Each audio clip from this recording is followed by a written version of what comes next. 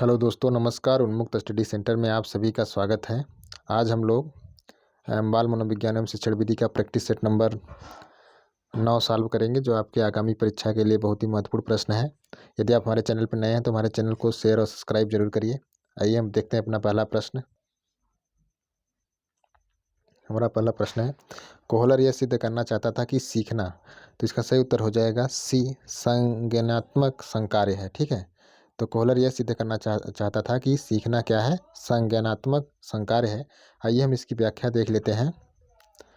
Kohler यह सिद्ध करना चाहता था कि सीखना एक संज्ञानात्मक संकार्य है। कोहलर ने अंतर्दृष्टि या सूझबूझ के को अधिगम में महत्वपूर्ण माना। निसंदेह यह सूझ की प्रक्रिया एक संज्ञानात्मक प्रक्रिया है, जो समस्या का संज्ञानात्मक समाधान प्रस्तुत करके सीखने की प्रक्रिया को अत्यधिक सरल, सहज और उद्देश्यपूर्ण बनाती है। ठीक है, आगे बढ़ते हैं। अगला हमारा प्रश्न है, किसी भी नई भाषा को सीखने के लिए कहाँ से प्रारंभ किया जाना चाहिए, तो इसका सही उत्तर हो जाएगा ए, अक्षरों एवं शब्दों के मध्य साहचर्य से। ठीक है, तो नई भाषा सीखने के लिए कहाँ से प्रारंभ किया जाना चाहिए, अक्षरों एवं शब्दों के मध्य साहचर्य से। आइए हम इसकी व्याख्या देख लेते हैं।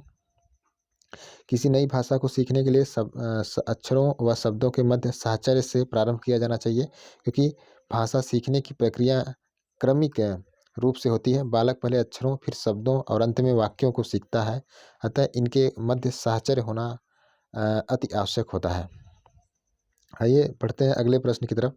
हमारा अगला प्रश्न है, समावेशी कक्षा में किस प्रकार के छात्र शामिल होता है या होते हैं, तो इसका सही उत्तर हो जाएगा बी, सामान्य और विशिष्ट छात्र। ठीक है, तो समावेशी कक्षा में सामान्य और विशिष्ट छात्र शामिल होते हैं। आइए हम इसकी व्याख्या देख लेते हैं। समावेशी कक्षा में सामान्य और विशिष्ट दोनों प्रकार के छात्र अध्ययन करते हैं। समावेशी विद्यालय ऐसे संसाधन और कक्षा कक्ष का निर्माण करते हैं जिसमें सामान्य बच्चों के साथ साथ विशिष्ट बच्चे भी शिक्षा ग्रहण कर सकते हैं। ऐसे कक्षा कक्ष संसाधन युक्त, शिक्षण सहायक सामग्री युक्त, संसाधन शिक्षक युक्त होते हैं। यहाँ विशिष्ट बालक अपने आप को समायोजित कर पाते हैं। आगे बढ़ते हैं। अगला प्रश्न है हमारा, अधोलिखित में गणित संबंधी अधिगम अक्षमता को कौन सा पद परिभाषित करता है, तो इसका सही उत्तर हो जाएगा सी, गणना दोष। जो ठीक है, गणित संबंधी अधिगम अक्षमता को कौन सा पद परिभाषित करता है, गणना दोष। आइए हम इसकी व्याख्या देख लेते हैं।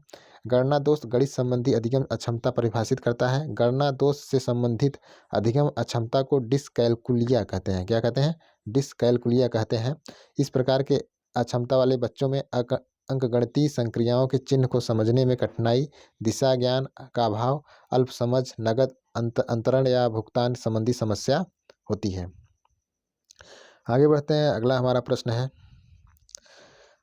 समावेशीकरण की सफलता के लिए आवश्यक है। समावेशीकरण की सफलता के लिए आवश्यक है, तो इसका सही उत्तर हो जाएगा डी, संवेदनशीलता। संवेदनशीलता जो है समावेशीकरण की सफलता के लिए आवश्यक है। आइए हम इसकी व्याख्या देख लेते हैं। समावेशीकरण की सफलता के लिए संवेदनशीलता अत्यंत आवश्यक है। यह संवेदनशीलता समाज, समुदाय, परिवार, विद्यालय, शिक्षक तथा अन्य समकक्षी स्तर तक होना चाहिए, ताकि विशिष्ट आवश्यकता वाले बच्चे अपने आप को समाज के अन्य सदस्यों से अलग न समझें तथा समाज में अपने आप को समायोजित कर सकें। आगे बढ़ते हैं। अगला हमारा प्रश्न है, निम्न में कौन सा संवेग का तत्व नहीं है, तो इसमें जो है संवेदी जो है संवेग का तत्व नहीं है। इसका सही उत्तर डी हो जाएगा। आइए हम देख लेते हैं इसकी व्याख्या। संवेदी जो है संवेग का तत्व नहीं है, क्योंकि संवेग उत्पन्न होने पर प्राणी में दो स्तर पर परिवर्तन दिखाई देता है। पहला शारीरिक स्तर पर, दूसरा मानसिक स्तर पर। शारीरिक स्तर पर जल्दी जल्दी श्वास लेना, रक्तचाप बढ़ जाना, आवाज़ में परिवर्तन आ जाना, अंग संचालन गति में परिवर्तन जैसी क्रियाएं होती हैं। जबकि मानसिक स्तर पर विचार प्रक्रिया या तो शिथिल हो जाती है अथवा लुप्तप्राय हो जाती है। दूसरी ओर संवेदी क्रियाओं पर संवेग का कोई प्रत्यक्ष प्रभाव नहीं पड़ता है। ठीक है, आगे बढ़ते हैं। अगला हमारा प्रश्न है,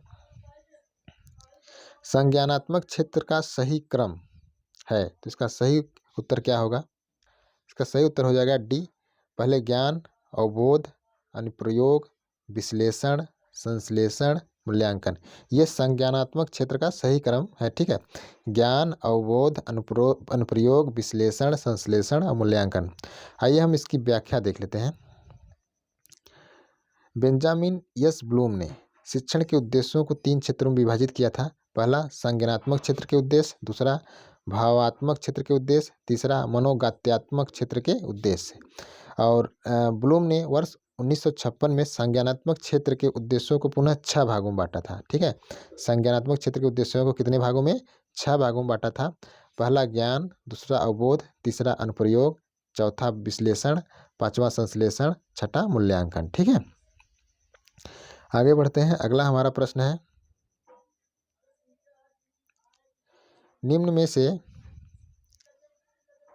कौन सा अच्छे शिक्षण की विशेषता नहीं है? तो अच्छे शिक्षण की विशेषता इसमें नहीं, क्या नहीं है? स्वेच्छाचारी।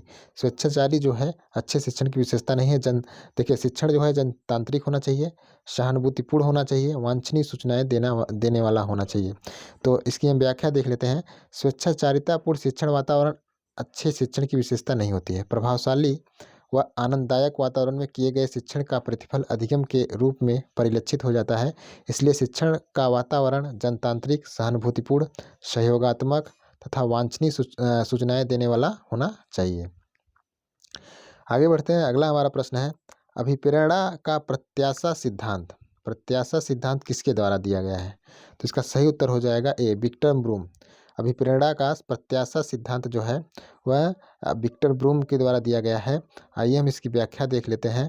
अभिप्रेरणा के संबंध में वर्ष 1964 में विक्टर ब्रूम ने प्रत्याशा सिद्धांत को प्रतिपादित किया था। कब किया था? 1964 में विक्टर ब्रूम ने प्रत्याशा सिद्धांत प्रतिपादन किया था। यह सिद्धांत अभिप्रेरणा, निष्पादन और कार्य संतुष्टि के कारणों को विभिन्न प्रकार से परिभाषित करता है। इस सिद्धांत के अंतर्गत व्यक्ति अपने कार्य का चयन स्वयं करता है। सभी व्यक्ति अपने उद्देश्यों, आवश्यकताओं, मूल्यों, कुशलताओं, योग्यताओं, भूमिकाओं के संबंध में सतर्क रहते हैं। आगे बढ़ते हैं। अगला हमारा प्रश्न है, अग्रिम व्यवस्थापक प्रतिमान।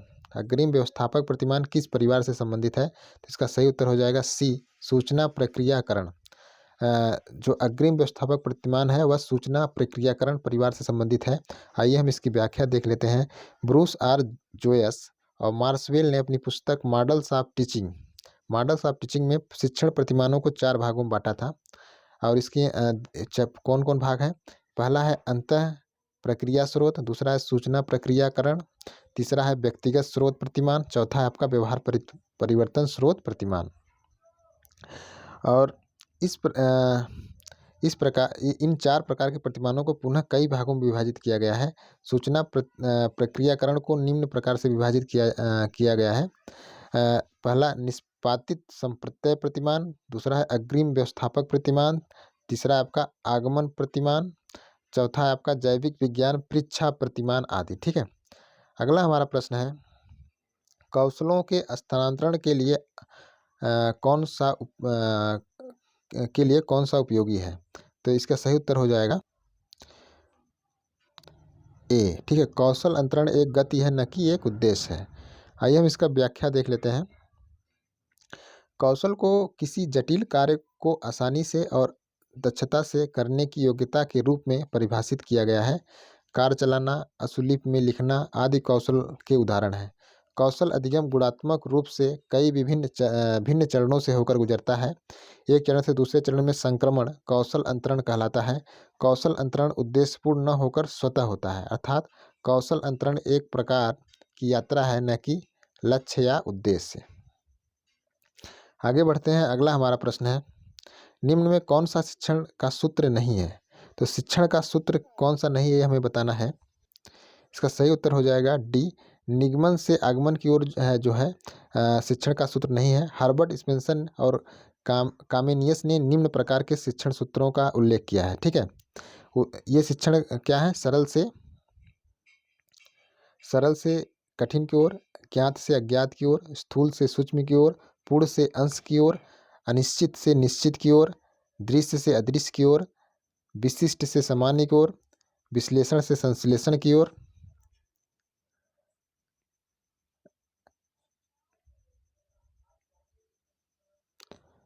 मनोवैज्ञानिक क्रम से तर्कसंगत की ओर, अनुभव से युक्त की ओर, 11वां जो है प्राकृति का अनुसरण। ठीक है, ये सब जो है ये शिक्षण के क्या है? शिक्षण के सूत्र हैं। ठीक है, इसको किसने दिया था? हर्बर्ट स्पेंसर ने। कामिनियस ने 11 प्रकार का बताया है। आगे बढ़ते हैं, अगला हमारा प्रश्न है, सूक्ष्म शिक्षण चक्र का प्रथम पद है। तो जो प्रथम पद है सूक्ष्म शिक्षण चक्र का, यानी माइक्रो टीचिंग का जो प्रथम पद क्या होगा? वह होगा योजना, प्लानिंग। योजना बनाना जो है सूक्ष्म शिक्षण का प्रथम पद है। आइए हम इसकी व्याख्या देख लेते हैं। AW एलन को सूक्ष्म शिक्षण का जन्मदाता माना जाता है। सूक्ष्म शिक्षण चक्र का प्रथम पद योजना बनाना होता है। ठीक है, देखिए यह पाठ योजना बनाना, फिर उसके बाद शिक्षण, फिर उसके बाद प्रतिपुष्टि, फिर पुनः नियोजन, फिर उसके बाद पुनः शिक्षण, फिर पुनः प्रतिपुष्टि, फिर पाठ बनाना। ये सूक्ष्म शिक्षण चक्र है। ठीक है, आगे बढ़ते हैं, अगला हमारा प्रश्न है, शैक्षिक सुधारों में प्रभावी विकेंद्रीकरण तभी संभव होगा जब खंड और संकुल संदर्भ केंद्रों की भागीदारी बढ़े, जब स्थानीय संदर्भ में व्यक्ति उपलब्ध हों, अध्यापकों के पास संसाधन और प्रासंगिक सामग्री मौजूद हो। तो इसका सही उत्तर हो जाएगा डी, तीनों सही है। ठीक है, तीनों सही, ABC। तो इसकी व्याख्या देख लेते हैं। शैक्षिक सुधारों में प्रभावी विकेंद्रण तभी संभव होता है जब खंड और संकुल संदर्भ दोनों की भागीदारी बढ़े, स्थानीय संदर्भ व्यक्ति उपलब्ध हो, अध्यापकों के पास संसाधन और प्रासंगिक सामग्री भी मौजूद हो, स्थानीय स्तर पर ग्राम शिक्षा समिति, महिला संगठन, गैर सरकारी संगठन या अन्य संगठनों समितियों की सक्रिय सहभागिता बढ़े। ये था दोस्तों आज का हमारा मनोविज्ञान का प्रश्न। कैसा लगा आप कमेंट करके जरूर बताइएगा। हमारे चैनल को शेयर और सब्सक्राइब करना मत भूलिएगा। Thank you.